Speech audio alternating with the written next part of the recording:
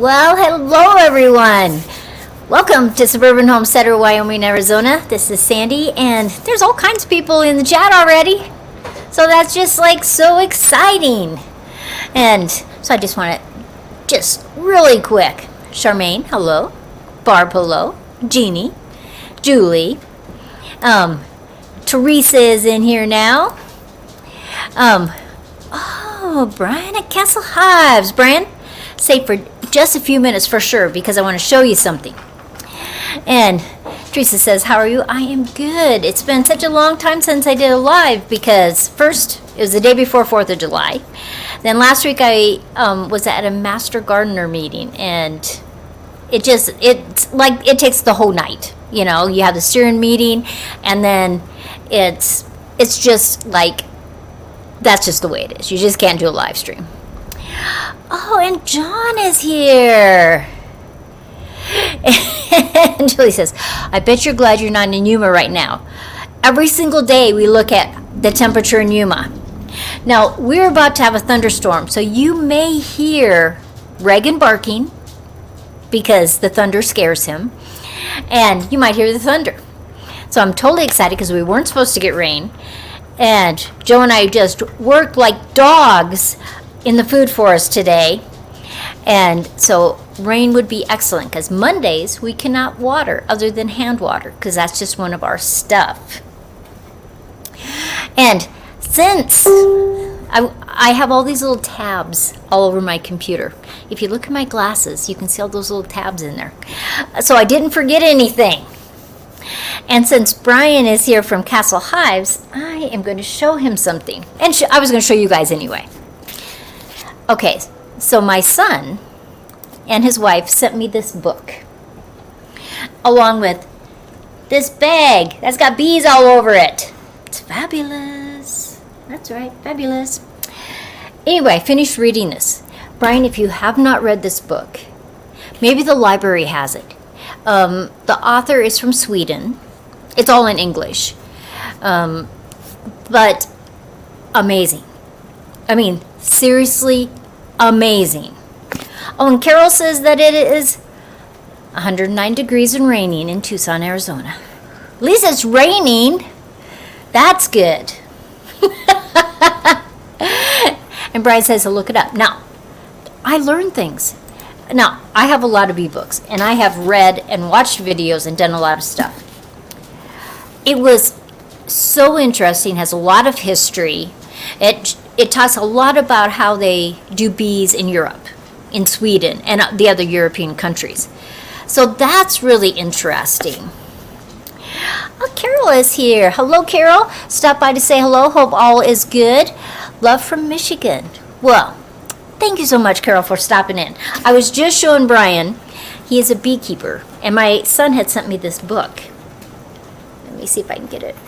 Bees and Their Keepers. It's got great photos in there, lots of information, and a lot of scientific evidence on different things on bees. It was so interesting. I think I might read it again.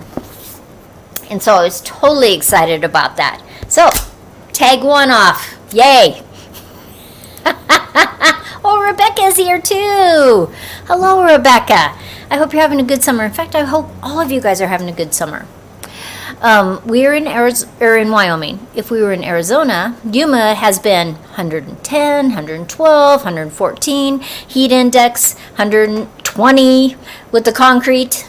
It's been crazy down there. But I have been harvesting vegetables.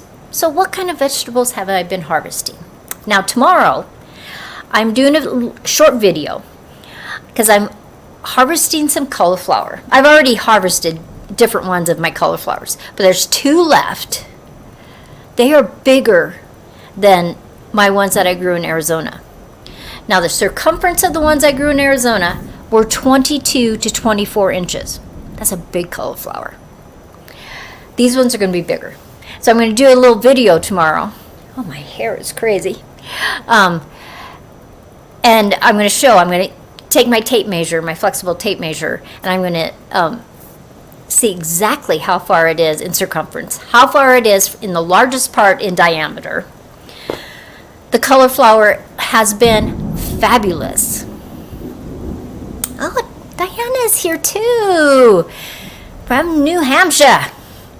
Got her first zucchini. I got my first zucchini the other day too. It's always so exciting, that very first one. There's a whole bunch of other little ones, but it was the first one that I actually picked. Yesterday, was it yesterday? Day before, I started harvesting potatoes. These are Yukon Golds. Well, they said they were Yukon Golds, and they look like Yukon Golds, but I'm not quite sure they are Yukon Golds. You know, I bought them in the store. And they were ready way early. Now, maybe it was just our weather this year. But usually I do not harvest my potatoes until the end of July, first part of August. Well, they were drooping all over, and I just thought, I'm just going to harvest them.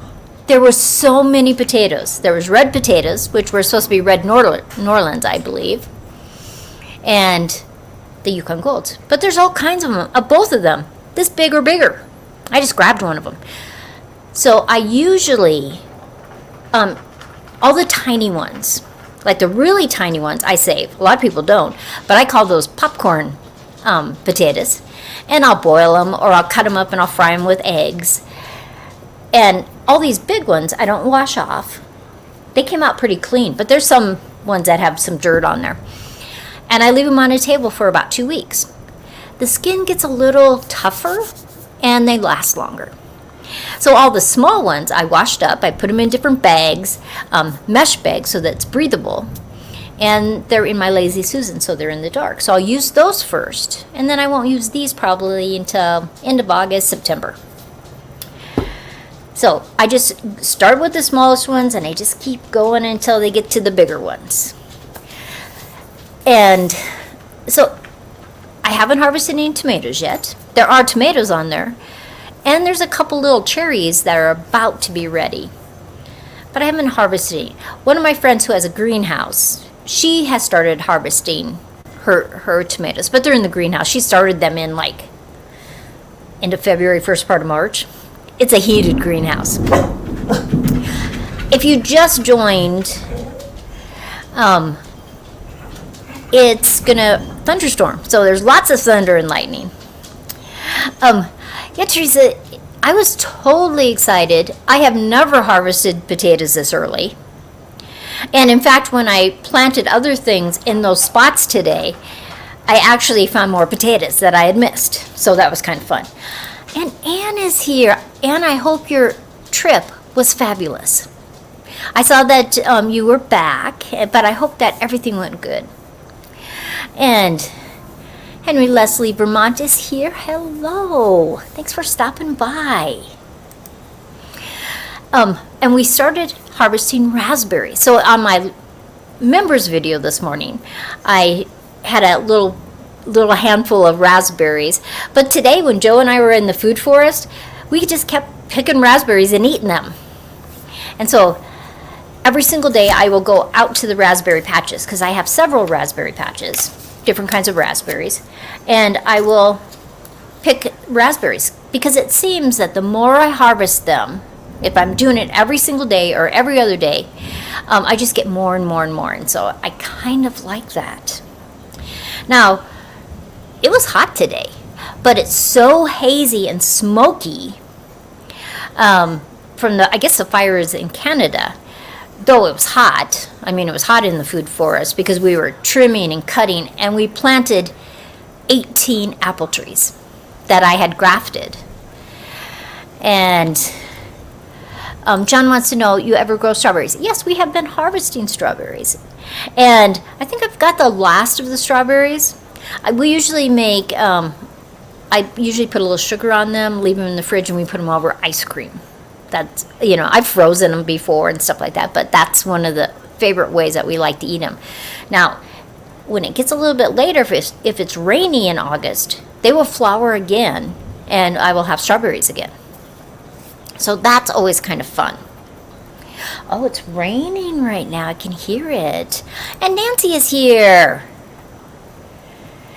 Carol says that it's hazy in Michigan. I guess it's like everywhere. In the top part of the United States, it is hazy.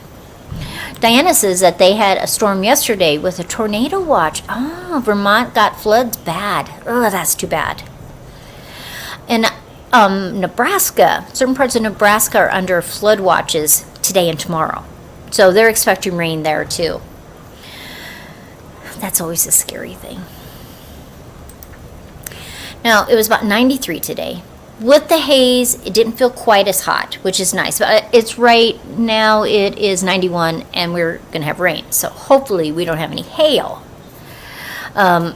In Lusk, Wyoming, which is about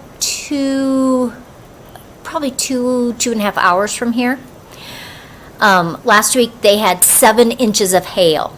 They had to get their snowplows out. There was pictures. I have pictures on Facebook with it. It's horrible. Can you imagine your gardens? North of town, they had hail, about 5 days ago. And one of my friends, she showed me pictures of her beautiful cabbages before the hail came. And then she showed them to me afterwards. It was shocking. You couldn't even recognize that they were cabbages. So I felt bad for her. So I think I'm going to harvest some more cabbages because I planted cabbages, then I waited 2 weeks, then I planted them, and I planted them. So I have 5 stages of cabbages that are growing. And so that is going to be interesting. So I'm going to bring her in some cabbages so that she can make coleslaw or kimchi or whatever she's making. I have made a lot of things that I could have done videos, but I've just been so busy. I haven't done them. We made sauerkraut, 2 gallons of sauerkraut. I'm on my second batch of kimchi. I made pickles. I did do a video on bread and butter pickles. I took some of my cauliflower and we pickled that. I pickled garlic scapes. You know the part that comes up and it curls around? Well, I always cut them off so the garlic is bigger. And so I twisted them around so it looks like a little wreath. And I pickled them. So I haven't tried them yet. They're done pickling. They're in the refrigerator. They're just like refrigerated one. They're fermented. But I'll try them one of these days. And thank you very much. Thumbs up, everybody. And John says, some cabbage soup sounds good. I made some broccoli cheese soup. It's down in my refrigerator downstairs. Joe and I are actually barbecuing steaks tonight after we get done with the live stream. When do you harvest your cabbages? Well, my very first cabbages that I planted in the garden, I think it was the week that we got back. So the very first week in May, I have harvested all of those. I wait till, they were probably about this big, and I wait till they're very firm. That's how I know my cabbages are ready. If I can still press and they indent, I don't do them yet, unless I just have to make something, coleslaw or something for, a dinner. Otherwise, I am not doing that. Julie says, I pickled salmon this week. Only keeps for a few weeks. Not like veggies. Oh, wow. That sounds tasty. Now, many of you know that on Tuesday mornings and Thursday mornings, I paint with Mary. And Mary and I have been painting together. Well, she painted with me when I had my little art shop. But regularly, for about 3 years, every single summer, Tuesdays and Thursday mornings, she finds a painting or a picture or a photograph or something she's seen, and she always says, can you teach me how to paint this? And so I have to study the painting because there are different techniques, and we paint. So I thought I'd show you 2 of them that we finished, and right now we're working on an owl. And so I'm totally excited about that. So here's one of them. It's very fun. Very modernistic. Now she picked this one because her niece plays the violin. And she's giving hers, because we paint along, I'm doing it at the same time as she is, so I can do it step by step, and it makes it very easy for her. Mary is a retired teacher. She's in her 70s. Just lovely lady. I just love her to death. I do. She's just great, you know. Charmaine wants to know if using a shade cloth works. I have used shade cloths with my raised beds, but now I have screen. I bought a roll of screen on Amazon. It was 8 feet wide and 100 feet long. And then I just cut them because I put PVC pipes over my raised beds. And then I can just hook the screen on there, and so that my vegetables do not get destroyed by hail. And that has worked really well. The shade cloth, if you had a really bad hailstorm, it may or may not, depending on the strength of the shade cloth. Okay, here's the one that we just finished before we started the owl. What do you think about that one? I love it. It's so much fun. And Mary and I have painted tomatoes many times. She loves painting tomatoes. But I just thought, I think I love this painting. So now we're working on an owl. And so that is going to be just so much fun. Now, 3 weeks ago on a Monday night when I was... Charmaine wants to know, what about the heat? Most shade cloths you buy based on how much sun can go through a shade cloth. And the heat will dissipate back and forth. It won't make any difference. But you do want a shade cloth light enough that a lot of sun comes through it, but strong enough that you're not going to get destroyed by hail. So that's why I like the screen. So, you know, it's just options, you know, what people want to do. I gave packages of seeds away. 12 packages to 2 different people. Well, what I didn't realize was that Lori's World was one of the people that won. Well, I went to mail it because she sent me her address, and I didn't realize she lived in Canada until she sent me the address. So I go to the post office, I have my package, and it's going to Canada, so you're filling out some other paperwork, and they won't let me send it because it's seeds. And to send seeds into Canada, I have to have a special certificate, which I have a seed license in Wyoming, but I don't have the ability to go into Canada. So what I did, she said to do something with the seeds, give them to somebody or do another drawing or whatever I wanted to do. So I sent them to Will It Grow. Him and Homestead Aquarius do, it used to be called Shed Wars when I participated in it. And it's a thing that they do in the summertime, and you grow and you're on 2 different teams, and at the end they give gifts away to the people that participated. And so I sent that to them. And so I was hoping Lori would stop in. John wants to know if I'm still doing copper pennies on my paintings. Well, you know, John, I cannot find a 2023 penny anyplace. I can't even tell you how many rolls of pennies I bought. I've been to almost every bank in town, and nobody in Gillette, Wyoming has them. So every painting that I've sold this year, when I get those pennies, they know I'm going to put a penny on the back. Because what John is talking about is Joe has this little hole saw, and so I cut a little hole, and then I glue a penny in there so that I know what year I painted them. And whoever buys it knows that that's when I painted it. And so if any of you guys have 2023 pennies, because the lady at one of the banks said that they usually go to large cities first, the new coins, and then eventually they filter through. And she doesn't think I'm going to get any until in August. And when I tried it last year, it was probably August before they started coming through. So any of you guys that live on the coast, she said that's who usually gets them first. So if you have 2023 pennies, if you would send them to me, I will send you money back. So that would be awesome. Oh, look who's here. Hello. Hello, how are ya? Oh, and Diana says, I used to oil paint, but have not done in a long time. One is Ocean Goddess, the other one is a fairy in the garden. How fun!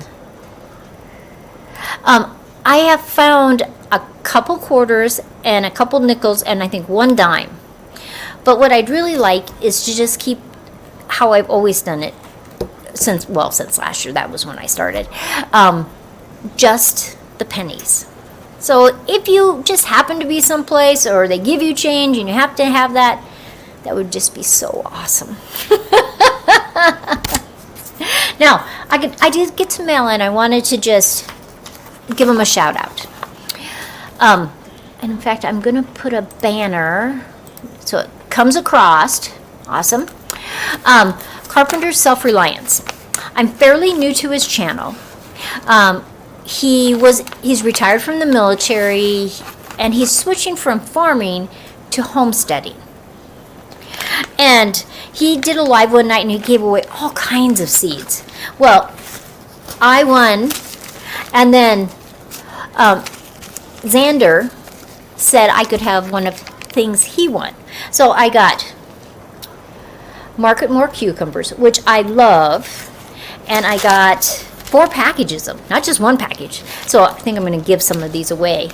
And golden zucchini squash, summer squashes. There it is. 4 packages of those. So I think next Monday night I'm going to give some of these away because I don't need this many. I'll save 1 packet and then I'll give the other 3 away of each kind. So that's 6 packets I'll give away next Monday night. So that'll be fun, you know. And but just a good shout out to Carpenter's Self-Reliance, and I appreciate that. He was giving them away and I happened to get some. So that was kind of fun. I mean, he gave lots of seeds away. Not just a few. I mean, hundreds of packages of seeds away. It was way cool of him to do. So, what have I done in the last couple days? I made 2 gallons of sauerkraut.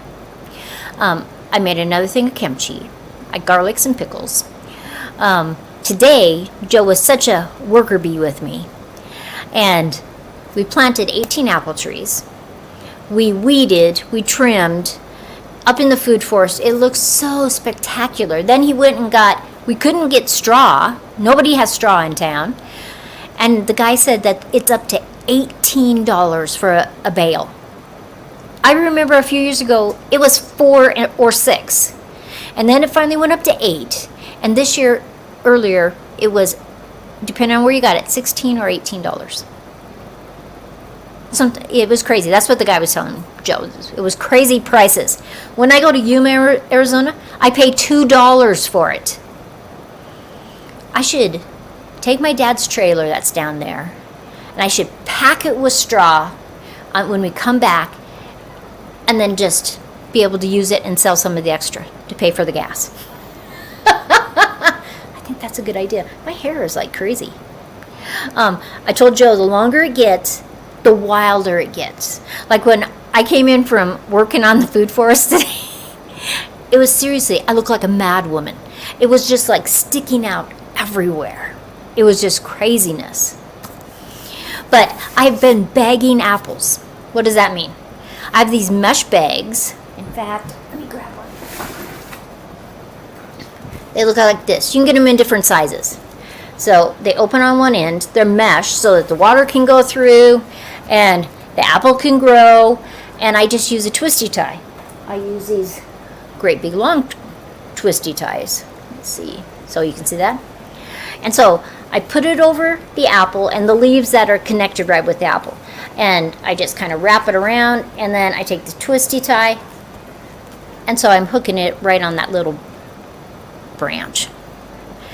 Sometimes some of the apples are more on the tips versus on the branches. And so those are really easy.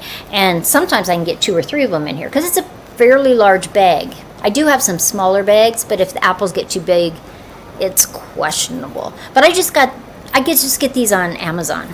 They're just mesh bags. They're just Google on Amazon or any place on Google that you want mesh bags for fruit, and you'll get something. Not very much at all. I saw someone use party favor mesh bags, a kind with a drawstring. See, that would work too. These are just much more cheaper when you have lots of apples. In fact, there's lots of apples that aren't going to get covered, but I cover them because we have codling moth, and I don't want those little worms in my apples. And it does protect it somewhat from, if you had hail, you know, it wouldn't bruise it as much if you had really big hail. So that's kind of nice to do that. But when you're in my front yard, you know, because I have my short apple trees that I don't let more than about 3.5 feet tall, and there's mesh bags all over them. You know, and then the bigger trees, it's along the bottom, but I haven't had time to get on the stepladder because it slopes down, because there's flower beds right there, and I need a ladder to do those tall ones up in front. And so, you know, you can use a Ziploc bag. I tried that one time, and I just cut the one corner. I didn't really like it, but I was talking to one of the guys at the university, and he says that I should cut both corners so that there's a little more airflow, and it doesn't get so humid inside there. And so that's an option. Julie says, we did it to keep squirrels from eating the figs. There were some censored words. I would be mad too. You know, you have beautiful trees and you have fruit, and the squirrels don't know anything. They just think, oh yeah, yay, buffet. And so they want to eat everything that you have. Do you get a lot of tree damage from deer and elk?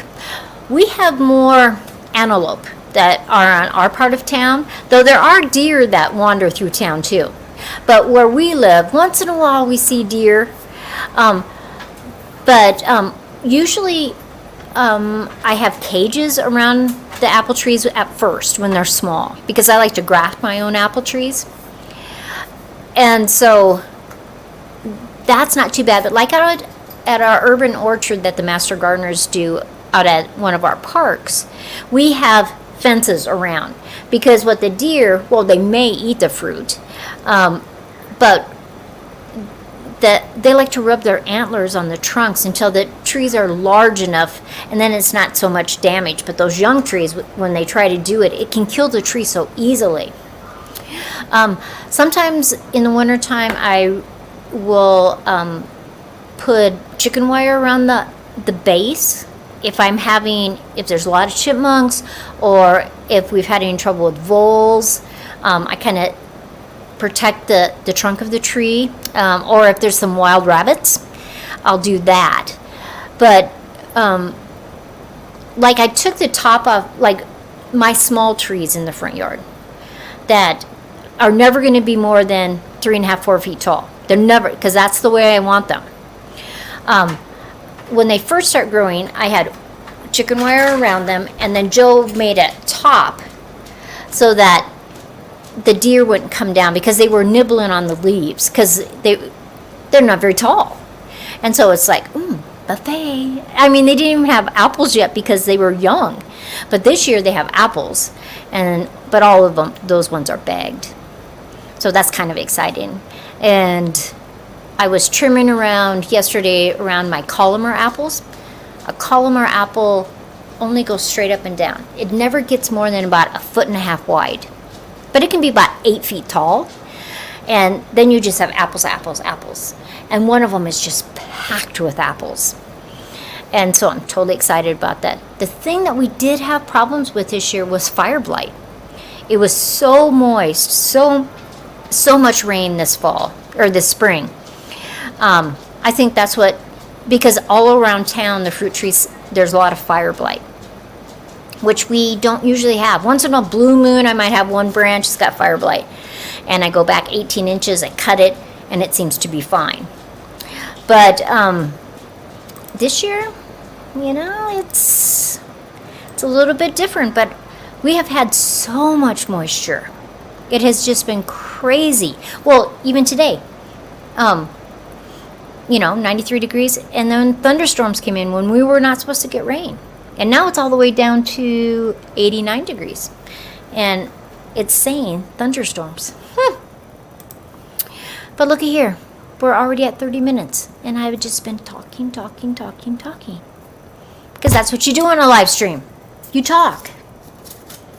But next Monday night, I am giving away seeds. So make sure you turn into that. And I found a couple little containers of vanilla beans that I, words. They're in my cupboard. And I vacuum sealed them. My brain had to go through a file to figure out that word. And I think I might give one or two of those away on Monday night too.